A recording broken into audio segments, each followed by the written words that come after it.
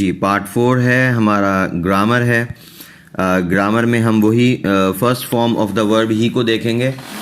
پچھلے لیسن میں ہم نے دیکھا تھا کہ فرسٹ فارم ہم نے پڑھی تھی. ہم نے کہا تھا کہ سبجیکٹ ہوگا, سبجیکٹ کے بعد ورب کی فرسٹ فارم ہوگی, اور اس کے بعد پھر دوسرے جو ہیں آبجیکٹ ہے, پلیس ہے, ٹائم ہے, وہ ساری چیزیں لگیں گی.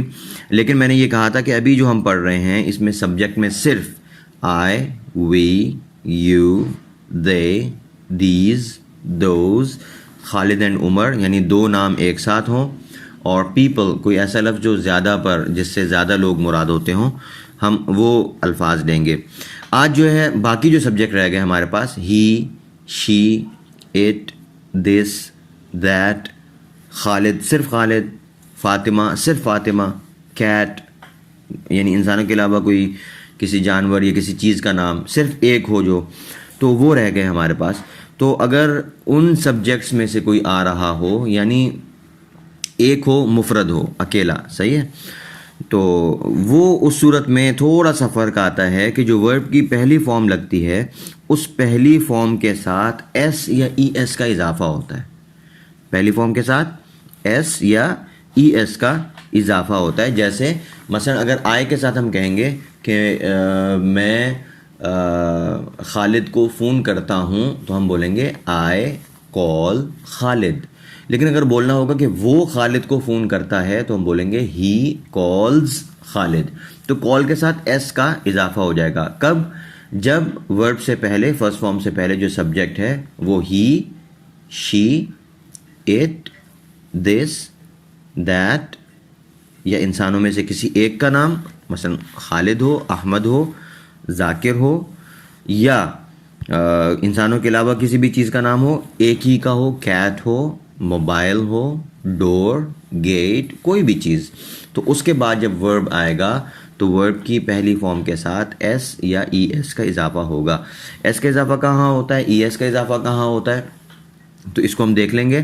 سادہ سا میں آپ کو بتا دیتا ہوں کہ اگر ورب کے آخر میں سی ایچ ہو, ایس ایچ ہو, او ہو, زیڈ ہو, ایکس ہو, اس طرح کے الفاظ ہوں تو ای ایس لگاتے ہیں, ورنہ ایس لگاتے ہیں. ٹھیک ہے جی. تو اب دیکھ لیجئے مثالیں دیکھیں یہاں پر. ہی ریچز ایٹ 9 o'clock. یہاں پہ دیکھیں ریچز, ریچ تھا تو ہم نے آخر میں ایس کا اضافہ کر دیا ہی کی وجہ سے, صحیح ہے, کہ وہ 9 بجے پہنچتا ہے. شی ریفیوزز فرام کمنگ, وہ آنے سے انکار کرتی ہے. دیکھیں شی ریفیوزز, شی کی وجہ سے ریفیوز کے ساتھ ہم نے ایس کا اضافہ کر دیا. It smells the food. It مثلاً ہم نے پڑھا ہے کہ اٹ جو ہے انسانوں کے علاوہ کسی چیز کے لیے استعمال ہوتا ہے. مثلاً بلی کے لیے یہ استعمال کر رہے ہیں کہ یہ خوراک کو سونگھتی ہے, غذا کو سونگھتی ہے بلی مثلاً, صحیح ہے. تو اٹ کے ساتھ ہم نے اسمیل میں ایس کا اضافہ کر دیا.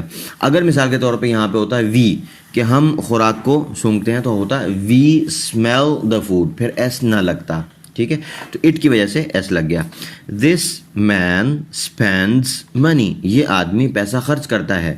دیکھیں اسپینڈز, یہاں پہ دس مین آیا نا, دس آیا ایک آدمی, تو اس صورت میں ہم نے جو ورب ہے اسپینڈ اس کے ساتھ ایس لگا دیا. This man spends money. That boy ties the rope, کہ وہ آدمی جو ہے وہ رسی باندھتا ہے. دیٹ بوائے ٹائز دا روپ, یہاں تک دیکھیں دیٹ بوائے, اس کے ساتھ ہم نے ٹائی کے ساتھ ایس کا اضافہ کر دیا.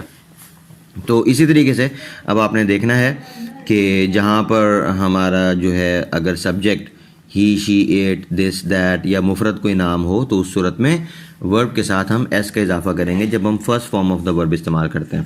اور یہ میں نے آپ کو کل بتایا تھا کہ فرسٹ فارم آف دا ورب ہم کب بھی استعمال کرتے ہیں. فرسٹ فارم آف دا ورب ہم اس وقت استعمال کرتے ہیں جب ہم روٹین کی بات کر رہے ہوں, جنرل جو ایک عمومی باتیں ہوتی ہیں وہ کر رہے ہوں, کسی کے بارے میں عام معلومات دے رہے ہوں, اس کا انٹروڈکشن کروا رہے ہوں, تو اس صورت میں ہم یہ فرسٹ فارم آف دا ورب استعمال کرتے ہیں. اس کو گرامر میں پریزنٹ سمپل ٹینس کہا جاتا ہے. ٹھیک ہے جی. آگے آپ کے ایکسرسائزز ہیں. Read the sentences and translate them into Urdu. Fatima wins the competition. Cat breaks the window. He hides my bag. She draws beautiful landscapes. Khalid tests the car. اور پھر ٹرانسلیٹ انٹو انگلش، خالد آپ کا سامان چھپاتا ہے، یہ لڑکا اپنا بازو لکڑی سے باندھتا ہے، وغیرہ وغیرہ. اس میں اردو سے انگلش میں کچھ الفاظ ہیں جو ہم نے نہیں پڑھے، تو وہاں پہ میں نے نمبر لگا دیا 1 2 3 4 5، اور نیچے انگلش اس کی لکھی ہوئی ہے. would rope always at 8 o'clock goat sketch.